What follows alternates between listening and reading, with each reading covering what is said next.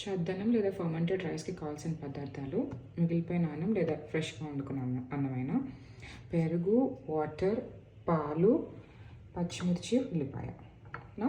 Chicken పెట్టుకొని 1 glass of water.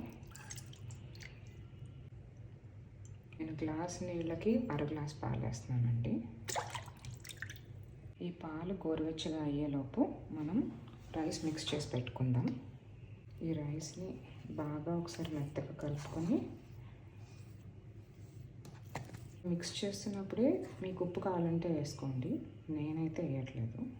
ఇప్పుడు గోరువెచ్చగా అయిన పాలను స్టవ్ ఆఫ్ చేసుకొని ఈ కలిపి పెట్టుకున్న రైస్లో ఇలా వేసి ఒక్కసారి స్టిర్ చేయండి. ఇలా ఒక్కసారి కలిపిన తర్వాత, ఉండలు లేకుండా కలుపుకున్న తర్వాత 1 స్పూన్ గడ్డ పెరుగు తీసుకొని ఇంకొకసారి బాగా స్టిర్ చేయండి. ఇలా వేడిగా ఉండాలి. సో ఇందాక నేను పాలు కాచినప్పుడు అది ఇంతలో వేసేస్తాను, టెక్స్చర్ బాగా గట్టిగా ఉంటుందని. ఇందాక కట్ చేసి పెట్టుకున్న ఉల్లిపాయలు, హోల్ పచ్చిమిరపకాయలు, దీనికి ఏమి కొయ్యలేదు, గీతలు ఏం పెట్టలేదు.